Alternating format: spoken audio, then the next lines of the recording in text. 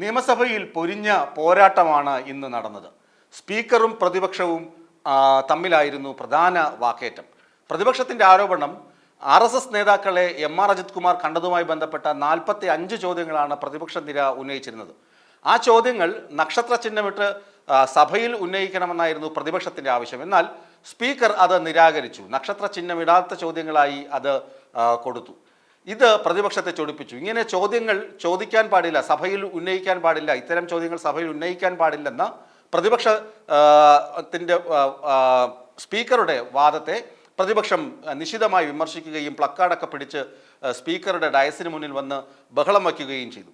ഈ അവസരത്തിൽ മുഖ്യമന്ത്രി മറ്റ് ചോദ്യങ്ങൾക്ക്, അതായത് ദുരിതാശ്വാസ നിധിയുമായി ബന്ധപ്പെട്ട മറ്റ് ചോദ്യങ്ങൾക്ക് അക്ഷോഭ്യനായി മറുപടി പറയുകയായിരുന്നു. എന്നാൽ സ്പീക്കർ ഒരു ഘട്ടത്തിൽ പ്രതിപക്ഷ നേതാവിൻ്റെ മൈക്ക് ഓഫാക്കുകയും ഈ ബഹളമുണ്ടാക്കിയ ആളുകളോട് അവരവരുടെ സീറ്റിൽ ചെന്നിരുന്നു കഴിഞ്ഞാൽ മാത്രമേ പ്രതിപക്ഷ നേതാവിന് സംസാരിക്കാൻ മൈക്ക് നൽകുകയുള്ളൂ എന്നും പറഞ്ഞു.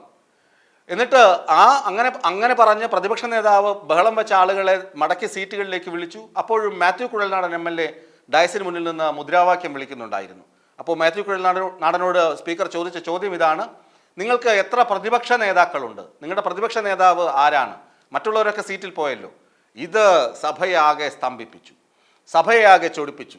പിന്നീട് VD സതീശന് മൈക്ക് കിട്ടിയപ്പോൾ VD സതീശൻ സ്പീക്കറുടെ നേരെ വിരൽ ചൂണ്ടി ചോദിച്ചു, നിങ്ങൾ അപക്വമായ നിലപാടാണ്, പക്വതയില്ലാത്ത സ്പീക്കർ ആയതുകൊണ്ടാണ് പ്രതിപക്ഷ നേതാവ് ആരാണെന്ന ചോദ്യം ഉന്നയിച്ചത് എന്നായി പ്രതിപക്ഷ നേതാവ്.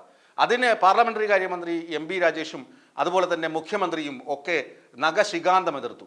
നിലവാരമില്ലാത്ത പ്രതിപക്ഷ നേതാവ് എന്നാണ് പിണറായി വിജയൻ VD സതീശനെ വിളിച്ചത്. പക്വതയില്ലാത്ത പ്രതിപക്ഷ നേതാവ് എന്നായിരുന്നു മന്ത്രി MB രാജേഷ് പ്രതിപക്ഷ നേതാവിനെ വിളിച്ചത്. പ്രതിപക്ഷം സഭ ബഹിഷ്കരിച്ചു പോയപ്പോൾ സ്പീക്കർ വിശദീകരണവുമായി വിശദീകരിക്കുകയും ചെയ്തു. മാത്യു കുഴൽനാടൻ ബഹളം വെച്ചതുകൊണ്ടാണ്, മറ്റുള്ളവരൊക്കെ പ്രതിപക്ഷ നേതാവ് പറഞ്ഞപ്പോൾ സീറ്റിൽ ചെന്നിരുന്നു, എന്നാൽ ഈ മാത്യു കുഴൽനാടൻ മാത്രം അങ്ങനെ ചെന്നിരുന്നില്ല, അതുകൊണ്ടാണ് നിങ്ങൾക്ക് മറ്റ് പ്രതിപക്ഷ നേതാക്കൾ ഉണ്ടോ എന്ന് ചോദിക്കേണ്ടി വന്നതെന്ന് സ്പീക്കർ വിശദീകരിക്കുകയും ചെയ്തു. അങ്ങനെ സഭ തുടങ്ങിയപ്പോൾ തന്നെ MR അജിത് കുമാർ എന്ന വിഷയം സഭയിൽ ഉന്നയിക്കാനായിരുന്നു പ്രതിപക്ഷത്തിൻ്റെ നീക്കം. അത് സ്പീക്കർ കൃത്യമായി തടഞ്ഞു. സഭയിൽ ആ സംഭവങ്ങൾ ചർച്ച ചെയ്യപ്പെടേണ്ടതില്ല എന്ന തരത്തിലായിരുന്നു സ്പീക്കറുടെ നിലപാട്. അതിനെ ചോദ്യം ചെയ്ത VD സതീശൻ പ്രതിപക്ഷ നേതാവിന് തക്കതായ മറുപടികൾ, അതായത് നിലവാരമില്ലാത്ത പ്രതിപക്ഷ നേതാവ് എന്ന് വരെ കേൾക്കേണ്ടി വന്നു. പ്രതിപക്ഷ നേതാവ് സ്പീക്കറെ അധിക്ഷേപിച്ച് പറഞ്ഞ വാക്കുകൾ സഭാരേഖകളിൽ ഉണ്ടാകില്ലെന്നും AN ഷംസി സ്പീക്കർ വ്യക്തമാക്കി. ശരിക്കും പറഞ്ഞാൽ നിയമസഭയിൽ പൊരിഞ്ഞ പോരാട്ടം തുടങ്ങിയിരിക്കുന്നു. ഇനി 7 ദിവസം കൂടി സഭ സമ്മേളിക്കും. അപ്പോൾ എന്തൊക്കെയാണ് വിവാദങ്ങൾ വരുന്നത് എന്ന് കാത്തിരുന്ന് കാണാൻ.